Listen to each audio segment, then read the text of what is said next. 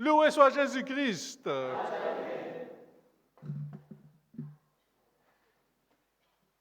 Noël nous rappelle que Dieu ne cesse d'être avec nous. C'est l'Emmanuel, Dieu avec nous. En cette fête de Noël, nous sommes habituellement remplis de joie. Et à juste titre, comme l'affirme Saint Léon le Grand, en disant « La tristesse n'est pas de mise en ce jour où naît le Christ ». Même si on ne peut pas éviter de penser à tous ces chrétiens qui vivent cette fête de Noël dans la guerre, dans la peur, à l'image de ce qui se passe en Terre Sainte, à Gaza, comment on appelle ça, en Ukraine, qui a été bombardée cette nuit, la nuit de Noël. Voilà. Il y a eu plusieurs morts.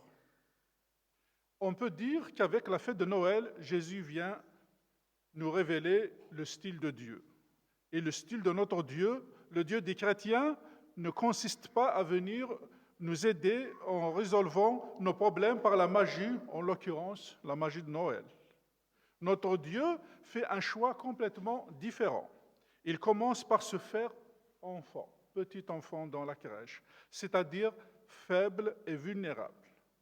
Dans la célébration de Noël, nous sommes donc tout d'abord invités à reconnaître Dieu présent dans toutes les situations où nous pensons qu'il est absent.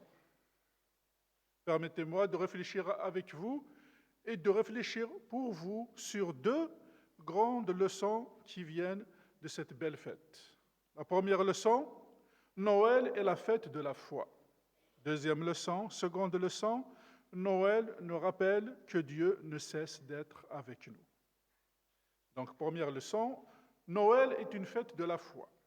Le passage de l'Évangile que nous venons de lire, appelé le prologue, ouvre l'Évangile selon Saint Jean. C'est un passage stupéfiant. Saint Augustin, qui était un grand commentateur de l'Évangile de Jean, a dit que ce texte va au-delà des capacités humaines, des compréhensions humaines. C'est précisément en raison du contenu de ce prologue de l'Évangile de Jean que l'Évangile de Jean est représenté par un aigle. Vous savez, chaque évangéliste est symbolisé par un symbole. Saint Jean, c'est l'aigle. En effet, Jean y apparaît comme celui qui prend de la hauteur. C'est un spirituel. En tout cas, la lecture de ce prologue devient poésie, adoration, contemplation, en nous invitant justement à la confession de la foi dans le Fils de Dieu qui s'est fait homme pour rendre à l'homme sa dignité filiale. Cependant, ce même prologue nous rappelle qu'une foi qui ne nous remet pas en question est une foi sur laquelle nous devons nous questionner. Une foi qui ne nous bouleverse pas est une foi qui a besoin d'être bouleversée. En bref, une foi doit nous faire grandir, sinon elle ne sert à rien. Mais une telle foi advient seulement quand on permet à Dieu de naître et de renaître dans la crèche de notre cœur.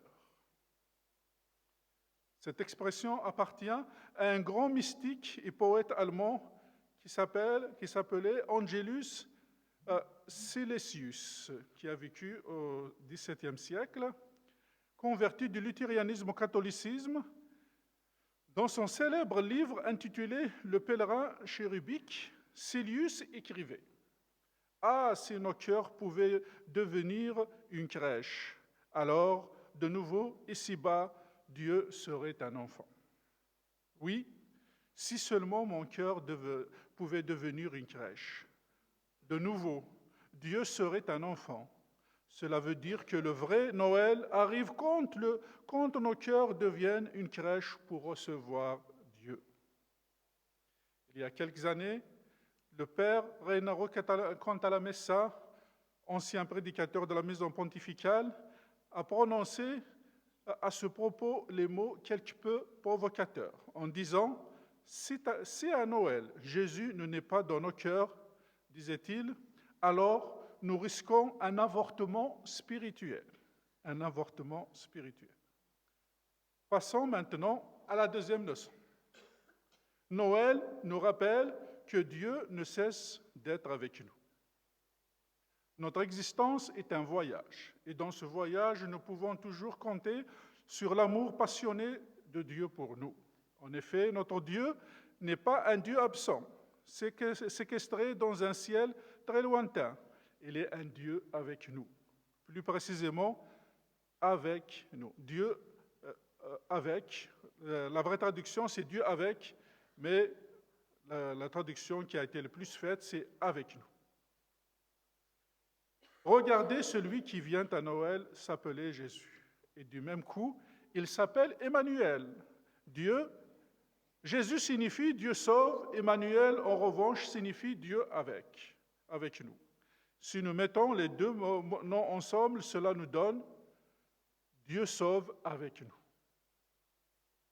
C'est très beau, car Dieu, qui nous a fait sans nous, ne peut pas nous sauver sans nous. Il respecte notre liberté, il réclame notre concours, notre coopération. Le Christ vient nous rejoindre pour nous faire connaître l'amour incommensurable de Dieu pour nous. Son amour, il vient nous rejoindre pour que nous puissions vivre de cette parole. Sa parole, il vient nous rejoindre pour nous donner le salut. Nous savons tout cela.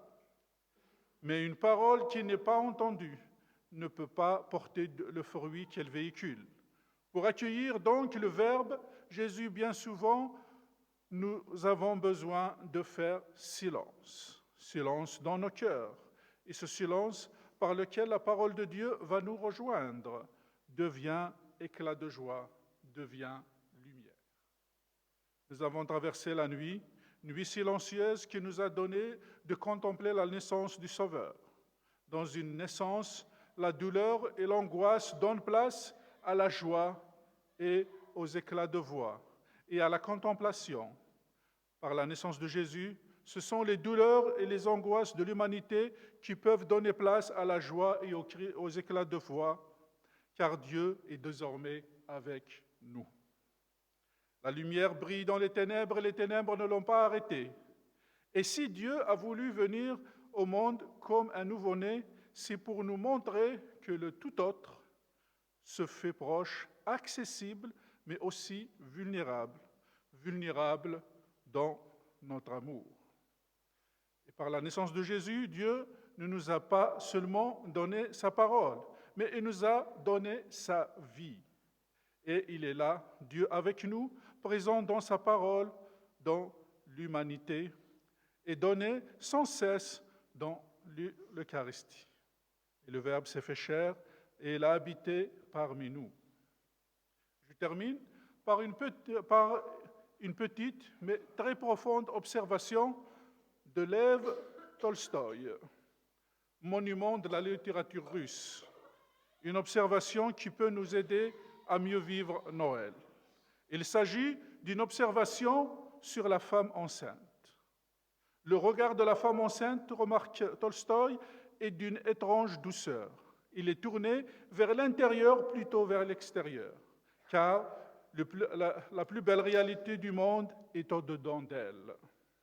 Oui, c'est ainsi, sans doute, que Marie-Joseph, les bergers de Bethléem ou les rois mages ont regardé et adoré l'enfant Jésus. Essayons de les imiter en nous ménageant des moments de vénérable recueillement pour accueillir Jésus dans nos cœurs. Sinon, nous risquons encore cette année un avortement spirituel. Chers frères et sœurs, chers amis, chers vacanciers, au nom de tous les prêtres de la paroisse, je voudrais vous souhaiter joyeux Noël en attirant votre attention sur deux petites choses. Premièrement, remarquez que l'événement dont nous faisons mémoire en ce jour, la naissance de l'enfant Dieu, s'est déroulé dans la nuit et depuis, tous les chrétiens, pour les chrétiens, aucune nuit n'est plus vide. Elle a un sens. Nous devons l'apprivoiser car Dieu se révèle dans l'obscurité, dans nos obscurités. Deuxièmement, lors de la naissance de Jésus, Marie et Joseph sont en voyage. Autrement dit, l'enfant Jésus ne naît pas dans la maison de ses parents, mais en chemin. Depuis, être chrétien, c'est être en chemin, en déplacement intérieur, accepter de naître et de renaître, de grandir et d'avancer. Voyez-vous, Noël nous rappelle que Dieu se met à notre taille pour être à notre portée, car il est un Dieu avec nous, Emmanuel. Accueillons cette bonne nouvelle. Joyeux Noël à chacun et à chacune d'entre vous. Amen.